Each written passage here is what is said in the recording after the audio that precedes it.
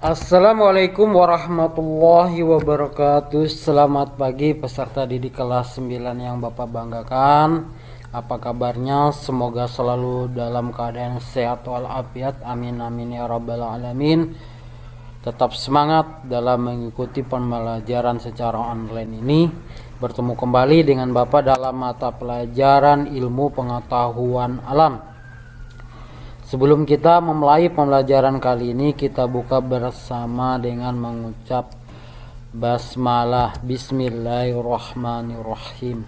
Pada pertemuan ke-34 ini Bapak akan menyampaikan materi bab 4, yaitu peran tanah dan organisme tanah bagi kehidupan.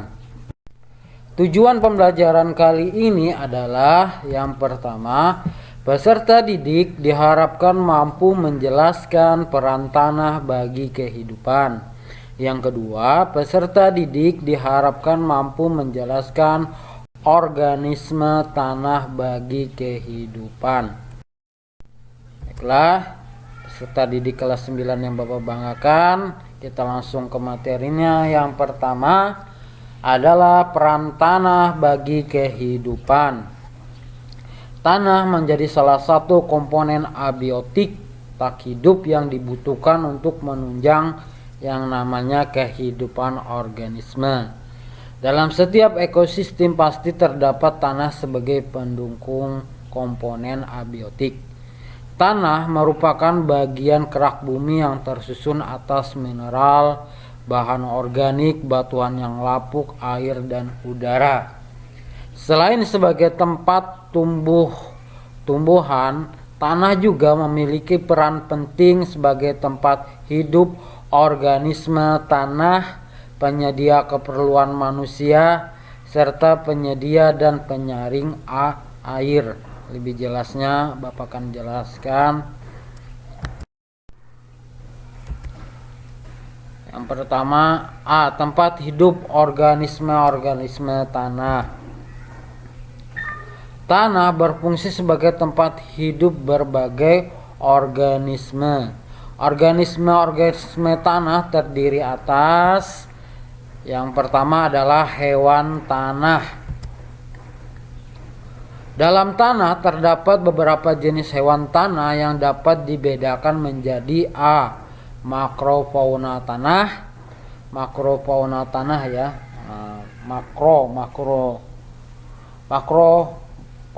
Fauna tanah merupakan hewan-hewan tanah berukuran besar dan dapat diamati secara langsung. Namanya makro itu besar ya. Jadi merupakan hewan-hewan tanah berukuran besar dan dapat diamati secara langsung. Beberapa hewan kelompok makrofauna tanah yaitu Annelida. Annelida ini adalah sejenis cacing tanah. Kemudian ada moluska. Moluska ini adalah hewan lunak seperti bekicot kalau di daratan. Kalau di lautan itu ada kerang ya. Kemudian ada Myriapoda, misalnya Sprophilus sp. Dan insek itu adalah semut. Yang B, mikrofauna tanah. Mikro itu kecil, fauna tadi adalah hewan. Mikro ini yang sering ditemukan pada tanah adalah Nemathelminthis, yaitu cacing gilik. Ya, lebih kecil ukurannya daripada cacing tanah. Ya. Kemudian yang kedua, mikroorganisme tanah. Mikroorganisme tanah merupakan organisme berukuran sangat kecil dalam tanah yang tidak dapat diamati secara langsung tanpa alat bantu seperti mikroskop. Jadi harus menggunakan alat bantu, tidak bisa dilihat dengan mata telanjang tanpa ada bantuan alat bantu. Mikroorganisme yang hidup di tanah diantaranya ada bakteri Rhizobium. Kemudian ada Nitrosomonas, ada Nitrococcus, ya. Kemudian Nitrococcus dan Nitrobacter serta Protista. protista, ya, protista. Kemudian yang B, penyedia keperluan manusia. Beberapa peran penting tanah bagi kehidupan manusia sebagai berikut. Yang pertama adalah sebagai tempat tinggal dan tempat melakukan berbagai aktivitas, baik itu bertani, ya, kemudian bercocok tanam. Nah, jadi berbagai aktivitas. Yang kedua, digunakan sebagai bahan bangunan untuk membuat rumah. Ya, seperti apa? Tanah liat yang dibuat menjadi bata. Kemudian yang ketiga, penunjang kehidupan karena mengandung bahan tambang seperti minyak bumi dan batu bara yang berguna bagi kehidupan manusia. Yang keempat, bahan baku untuk membuat barang kerajinan perabotan rumah tangga yang terbuat dari tanah liat, ya, guci, ya, dan lain-lain. Yang kelima, tempat tumbuhnya tumbuhan dan hewan yang sangat berguna untuk memenuhi kebutuhan manusia, seperti tempat tumbuhnya padi, jagung, tanaman-tanaman pangan, dan tumbuhan-tumbuhan lainnya maupun makhluk hidup lainnya, ya. Yang C, penyedia dan penyaring air.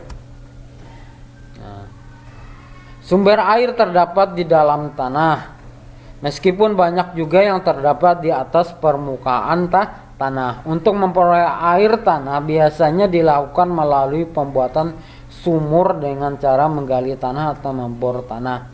Air tanah ini dimanfaatkan oleh hewan, tumbuhan, dan manusia.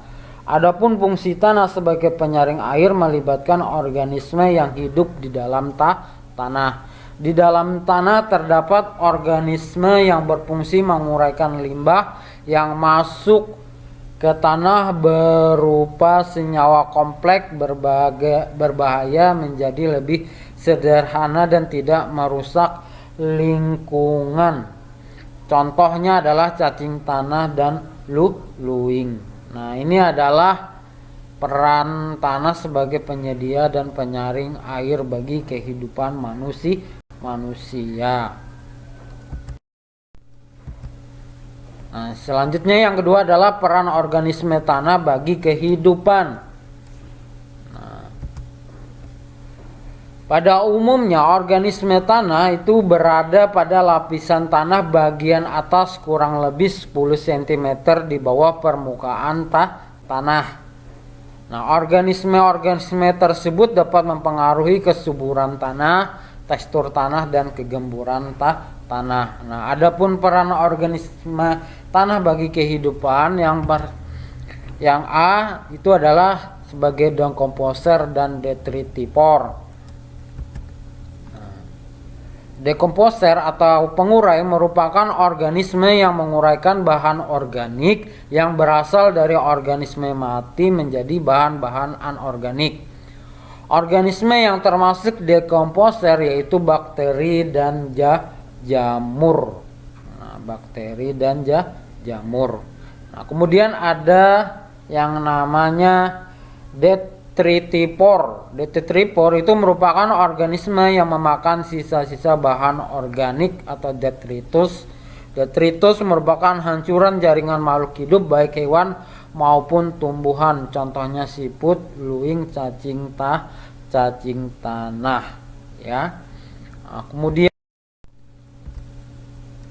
yang B, pengurai polutan dalam tanah.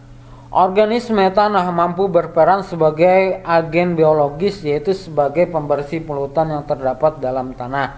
Dengan adanya penguraian oleh mikroorganisme tanah, racun-racun yang terdapat dalam bahan-bahan kimia dapat terkunci di tanah karena racun terkumulasi di dalam tubuh bakteri tadinya. Nah, kemudian yang C adalah pencegah penyakit tanah. Pada kondisi normal, tanah memiliki jumlah senyawa organik dan aktivitas organisme tanah yang tinggi. Dengan demikian, organisme tanah dapat melawan organisme penyakit yang masuk ke tanah. Secara alami, organisme tanah memanfaatkan prinsip pengendalian biologis, yaitu predator dan mangsa. Dengan demikian, organisme yang mengganggu tanah dapat terkendali. Yang D adalah reaksi kimia dalam tanah.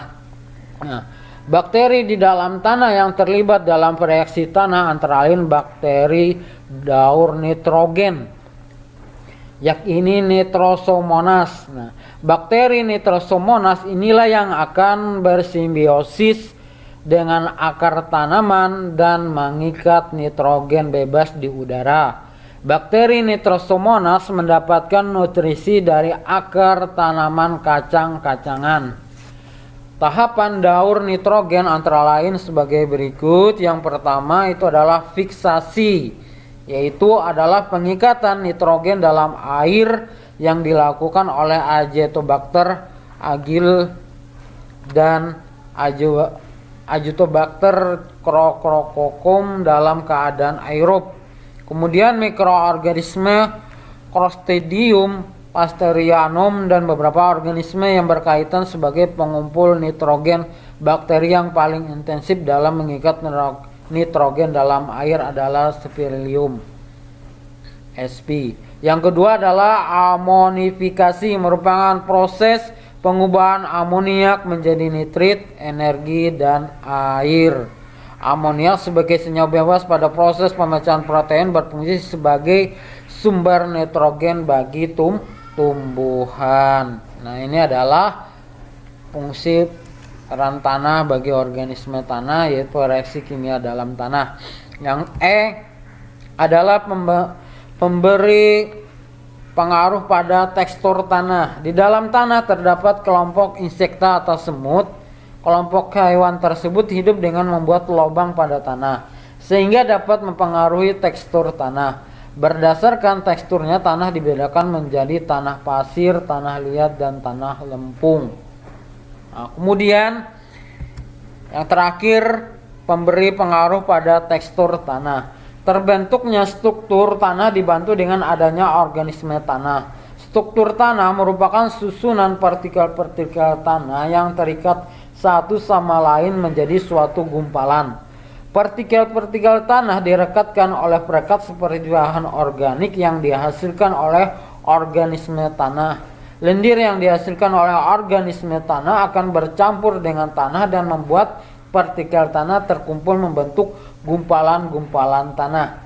Gumpalan tanah yang baik akan membentuk struktur tanah yang baik. Struktur tanah dikatakan baik apabila memiliki pori-pori tanah. Pori-pori tanah terbentuk karena adanya aktivitas organisme tanah seperti cacing tanah, lipan, dan kaki seribu. Adanya pori-pori tanah dapat membantu mengemburkan tanah dan memungkinkan udara masuk ke tanah, erosi tanah. Pori-pori tanah juga berfungsi untuk meningkatkan penyerapan air oleh tanah. Tanah yang memiliki erosi dan jumlah air yang cukup sangat baik untuk menunjang pertumbuhan tumbuhan. Sebelum Bapak tutup pembelajaran kali ini, Bapak akan memberikan soal latihan esai 4 soal. Kalian tulis jawabannya di buku tulis, kalian foto dan kalian kirim ke R-Learning. Yang pertama, sebutkan peran tanah bagi kehidupan. Yang kedua, sebutkan dan jelaskan contoh mikroorganisme yang hidup di dalam tanah yang dapat menguraikan materi organik. Yang ketiga, apa yang dimaksud dengan dekomposer. Yang keempat, sebutkan peran organisme tanah bagi kehidupan yang Bapak jelaskan terakhir tadi. Demikianlah materi kali ini yang dapat Bapak sampaikan. Kita tutup pembelajaran kali ini dengan mengucap hamdalah, alhamdulillahirabbil alamin. Assalamualaikum warahmatullahi wabarakatuh. Terima kasih.